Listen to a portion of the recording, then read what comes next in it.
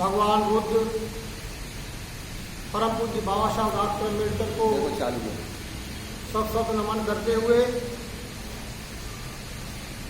और पूज्य बनते जिनके सानिध्य में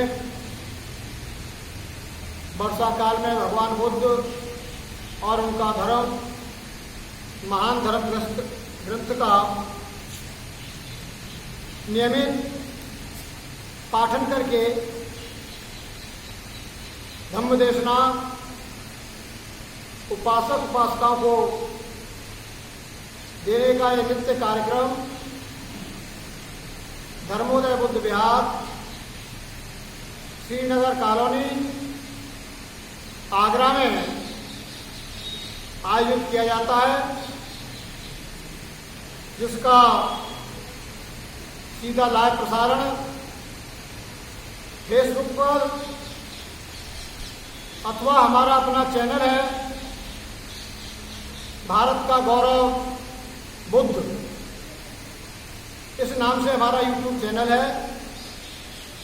जो भी उपासक उपासिकाएं, श्रद्धावान बहन और भाइयों, आप लोग ज्ञान लाभ लेना चाहते हैं और भगवान बुद्ध के दर्शन से अवगत होना चाहते हैं,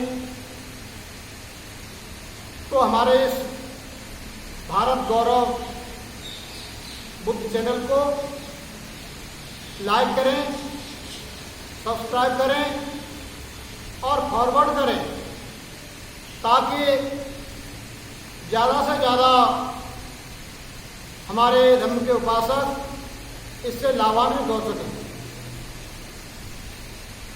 मैं अपनी भगवान बुद्ध की अमर गाथा को आगे बढ़ाते हुए आपकी स्मृति में लाना चाहूंगा कि पिछले अध्याय में आपको बताया गया था कि शाक्य कुल में कपिलवस्तु में ये परंपरा थी कि एक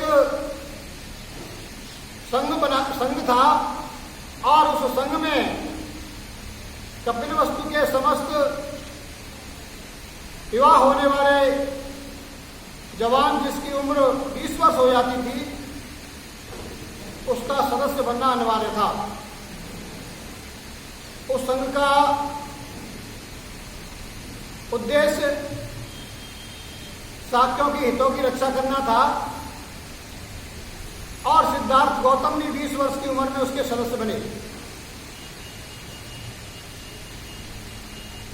संघ के सभी नियमों का और शर्तों का पालन करना प्रत्येक सदस्य के लिए अनिवार्य था।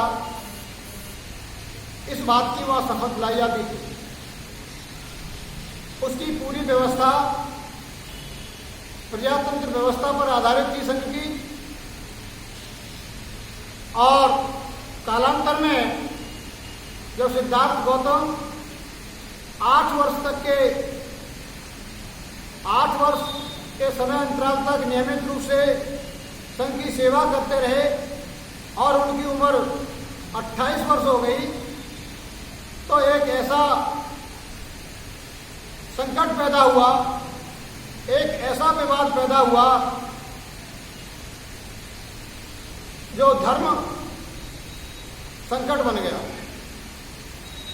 धर्म संकट कैसे बन गया कि दोनों राज्यों के बीच में जो निरंजन नदी का पानी के बंटवारा जो लेकर के अपनी अपनी बारी जो थी, उस बारी की बात को लेकर के दोनों पक्षों के बीच में विवाद इतना बढ़ गया कि युद्ध की स्थिति पैदा हो गई। और युद्ध की स्थिति पैदा नहीं हुई, बल्कि शाक्य संघ के प्रमुख सेनापति ने संघ की बैठक बुला करके और यह प्रस्ताव पारित करा लिया बहुमत के साथ में कि कोलियों से युद्ध होना ही एकमात्र उपाय है। अब युद्ध अनिवार्य है। सेनापति और अन्य सैनिक अधिकारियों ने युवाओं में इतना जोश भर दिया कि सभी युवा उसके पक्ष में ज्यादातर हो गए और युद्ध करने के लिए प्रस्ताव पास हो गया। किंतु सिद्धार्थ गौतम, जो स्वभाव से महाकारुणिक थे, न्यायप्रिय थे, मैत्री भाव से ओतप्रोत थे, वो नहीं चाहते थे कि युद्ध हो। पानी के लिए खून बहा जाए, ये कोई उचित बात नहीं है। इसलिए सिद्धार्थ गौतम ने अपनी तर्कों के साथ पूर्व उदाहरणों को देते हुए संघ को समझाने का प्रयास किया कि युद्ध समस्या का समाधान नहीं है। युद्ध समस्या का समाधान नहीं है। पानी को बंटवारे को लेकर के अगर कोई विवाद पैदा हुआ है तो ये सिविल नेचर का विवाद है। यह पानी के अधिकारों को लेकर के बात है। इस बात को विवाद बना करके, युद्ध करके और खून बहाया जाए, यह कदाचित धर्मानुकूल नहीं है, न्याय हित में नहीं है और न साक्यों के हित में। इससे पूर्व महाभारत जैसा महान युद्ध हो चुका था जिसमें कुल के कुल बर्बाद हो गए थे, लेकिन नतीजा कुछ नहीं निकला।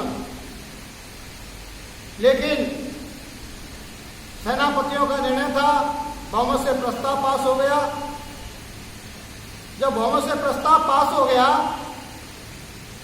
तो सम्मानित उपासक उपासिकाओं, यह धर्म संकट पैदा हो गया। धर्म संकट कैसे पैदा हो गया? धर्म संकट इस बात से पैदा हो गया कि सेनापति ने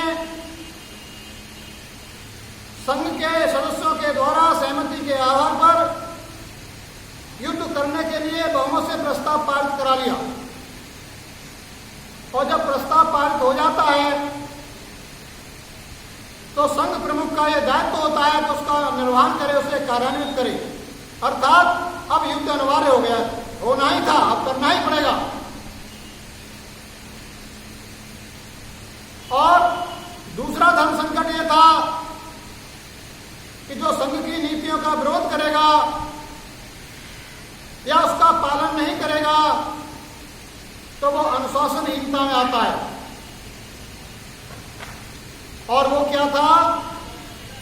सिद्धार्थ गौतम ने जब संघ की सदस्यता ली थी तो यह संकल्प लिया था, यह शपथ ली थी कि साथियों के हित में जो भी संघ के नियम होंगे, जो भी संघ का आदेश होगा, वो साथियों के हित में मैं तन मन धन से समर्पित भाव से पूरा करूंगा। और सिद्धार्थ गौतम संघ से पारित युद्ध का निर्णय, अनिवार्य सेना में भर्ती होकर के युद्ध में भाग लेना, ये उन्हें स्वीकार नहीं था। इसलिए उन्होंने विरोध किया और अंत समय तक विरोध किया। यह विरोध जो है संघ की नीतियों के खिलाफ था, अनुशासनहीनता थी, एक अपराध था और अपराधी को दंड देना संघ का कर्तव्य था। अब धर्म संकट ये गहराता जा रहा है कि संघ प्रमुख सेनापति पहले युद्ध करे या संघ के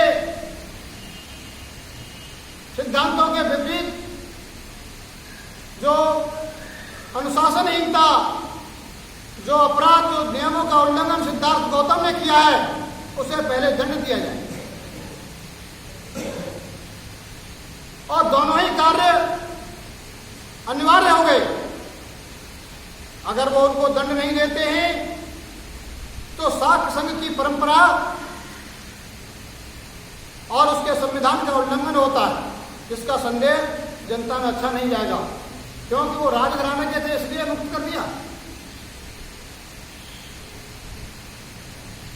और पहले युद्ध किया जाए कि पहले दंड दिया जाए, इस किंकित विमूढ़ की स्थिति में संघ का सेनापति आ गया। और सिद्धार्थ गौतम भी कम किंकित विमूढ़ नहीं थे, उनके सामने भी धर्म संकट था।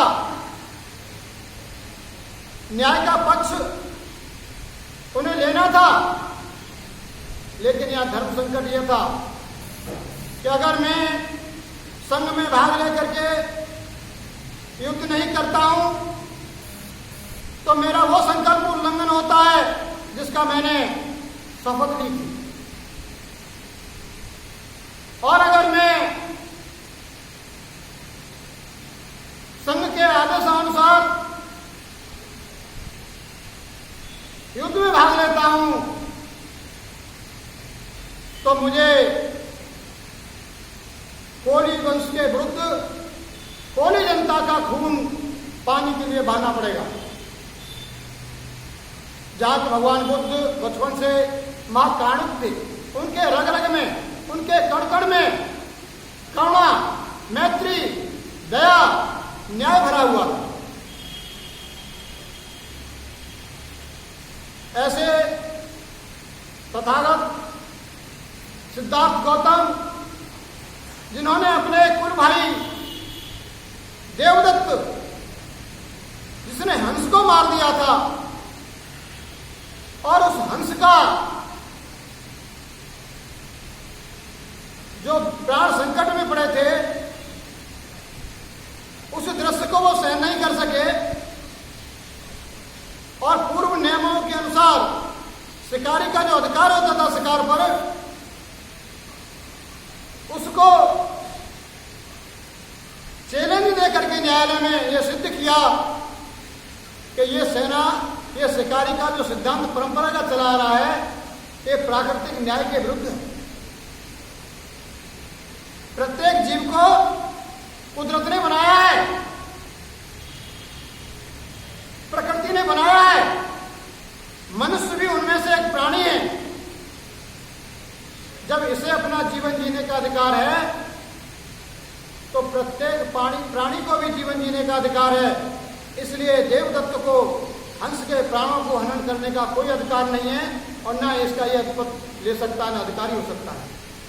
बल्कि कोई किसी की आपात स्थिति में किसी की प्राण रक्षा करता है, किसी की सहायता करता है, वो तो उसका हितैषी हो सकता है, उसे तो उसका अधिकार मिल सकता है उसके प्राण रक्षार्थ, लेकिन प्राण हनन के लिए अधिकार कैसे हो सकता है उसे? इस बात से वो न्यायालय से जीते। वही करुणा उनकी यहां उमड़ रही थी कि मैं जब प्राणी हिंसा को नहीं देख सकता तो युद्ध में शामिल होकर के अपने सगे संबंधी कोली वंश की हत्या होते हुए मैं कैसे देख सकता हूं? ये नरसंहार में कैसे देख सकता हूं? जो स्थिति महाभारत में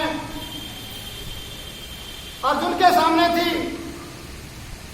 कौरव अन्याय पर अड़े हुए थे, पांडवों का हिस्सा नहीं लेना चाहते थे, युद्ध पर आमादा थे, हर तरीके की मर्यादा का उल्लंघन कर रहे थे, कृष्ण भी समझाने में विफल हो रहे थे।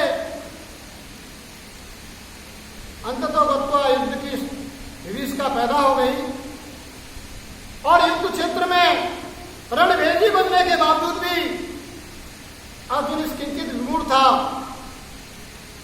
कि मैं किसके खिलाफ युद्ध करूं? कौरव भी तो मेरे ही वंशज हैं, मेरे ही परिवार है, नरसंहार क्यों किया जाए? उसके सामने भी धर्म संकट था।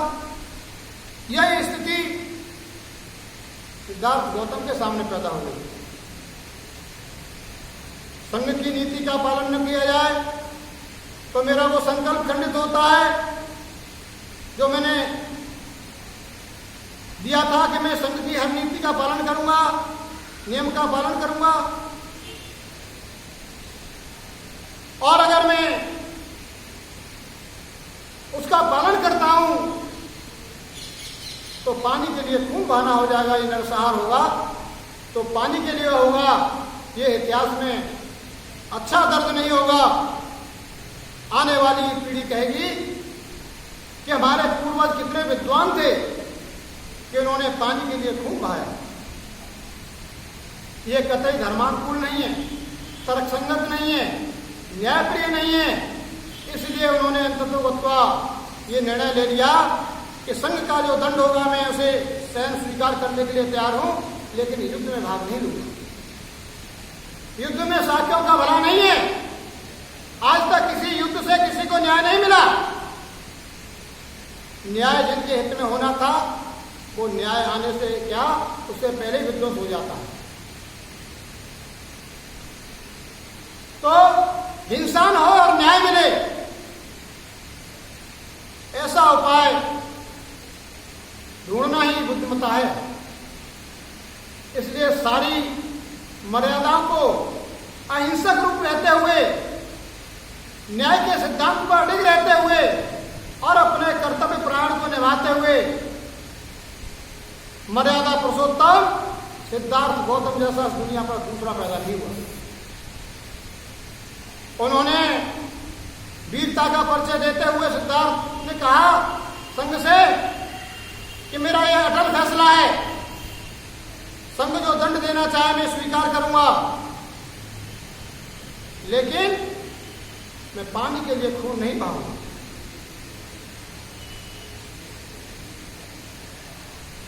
जब यह निर्णय सुन लिया तो सेनापति के सामने संकट पैदा हो गया कि दंड देने की तो व्यवस्थाएं थी। व्यवस्था तो 4 प्रकार का दंड था: सजाए मौत, आजीवन कारावास, संपत्ति की कुर्क करना और देश निकारा देना। तो अभी कोई सिद्धार्थ गौतम ने हत्या तो की नहीं जिससे आजीवन कारावास का दंड या सजाए मौत देने के पात्र हों। जुर्म कोई बनता था तो संघ की नीति का उल्लंघन करने पर राष्ट्रद्रोह का बनता था। तो राष्ट्र की हिफाजत करना संघ का काम था और संघ की नीति का पालन न करके सिद्धार्थ गौतम के विरुद्ध कोई अपराध बन रहा था तो राष्ट्रद्रोह का बन रहा था। और राष्ट्रद्रोही को 2 सजा दी जा सकती थी: उसकी संपत्ति कुर्क कर ली जाए उसके परिवार की, और उसे देश निकाला दे दिया। इन दोनों में से एक,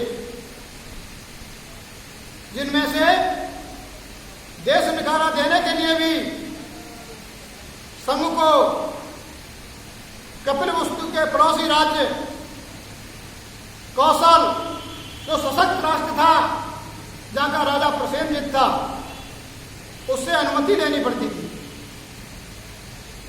उससे अनुमति इसलिए लेनी पड़ती थी जैसा कि आज भी आप देखते होंगे, पढ़ते होंगे, आजकल कंधार में युद्ध चल रहा है। जब छोटे छोटे राज्यों में युद्ध होता है तो विश्व की जो सशक्त राष्ट्र होते हैं, जो महाशक्तियां होती हैं, वो उनका पक्ष लेती हैं और पक्ष लेती हैं और सहायता करती हैं। तो उसके बीच में शर्त, एक संधि लिखी जाती है, संधि होती है कि हमारे इस संधि का पालन करेंगे तभी हम आपकी सहायता करेंगे। इसी तरीका से पूर्व के कई युद्धों से कपिलवस्तु की आर्थिक स्थिति और राजनीतिक स्थिति कमजोर हो चुकी थी। उसने अपने सहायता के लिए कई बार कौशल राज्य से सहायता ली। इसलिए कौशल नरेश प्रसेनजित ने यह संधि की थी कि दंड व्यवस्था में जब भी दंड दिया जाएगा या युद्ध नीति जब भी तय होगी, उसकी पूर्व अनुमति राजा प्रसेनजित कौशल नरेश से लेनी होगी। इसलिए सिद्धार्थ गौतम का परिवार राजघराना था और राजघरानों की आपस में एक दूसरे के हित का ध्यान रखा जाता है। इसलिए संघ प्रमुख सेनापति को यह चिंता सता रही थी कि युद्ध से पहले अगर हम सिद्धार्थ गौतम को देश निकाले का दंड देते हैं तो हमें पूर्व अनुमति राजा प्रसेनजित से लेनी होगी। और राजा प्रसेनजित राज परिवार सिद्धार्थ गौतम का होने के नाते उनके पिता सिद्धोधन से उनकी गहरी घनिष्ठता मित्रता थी, इसलिए उन्हें संदेह था कि प्रसेनजित सिद्धार्थ के खिलाफ दंड की अनुमति नहीं देगा। और अगर हमने दंड दे भी दिया तो उस राजकुल की रक्षा में संघ के विरुद्ध संघर्ष छेड़ देगा।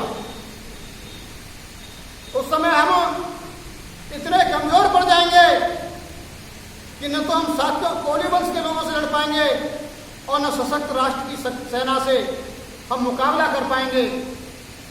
अब हम अपने संघ की रक्षा कैसे करें, ये बड़ा संकट सेनापति के सामने था। लेकिन महान मर्यादित सिद्धार्थ गौतम न्याय के पालनहार, कर्तव्यनिष्ठ, शूरवीर और महाज्ञानी ने सारे कर्तव्यों का निर्वहन करते हुए संघ प्रमुख को उसकी चिंताजनक स्थिति देख करके सुझाव दिया कि आप चिंतित न हो, मैं समझ रहा हूं आपके सामने क्या धर्म संकट है, आप अपने कर्तव्य का निर्वहन करें और मैं अपने कर्तव्य का निर्वहन करता हूं। सेनापति सिद्धार्थ की तरफ देखने लगा, क्योंकि वो कुछ भी निर्णय लेने में असमर्थ पा रहा था और किसी भी कार्य को पूरा न करते देखकर संघ के सदस्य भी उसकी तरफ देख रहे थे कि ये पहले युद्ध घोषणा करें या सिद्धार्थ को दंड दें। तो सिद्धार्थ गौतम ने कहा, सेनापति आप चिंतित न हो, आप अपनी मर्यादा का पालन करें। संघ की नीति का उल्लंघन मैंने किया है, दंड का भागी मैं हूं, आप मुझे दंड दीजिए। और आपको ये 2 दंड हैं, संपत्ति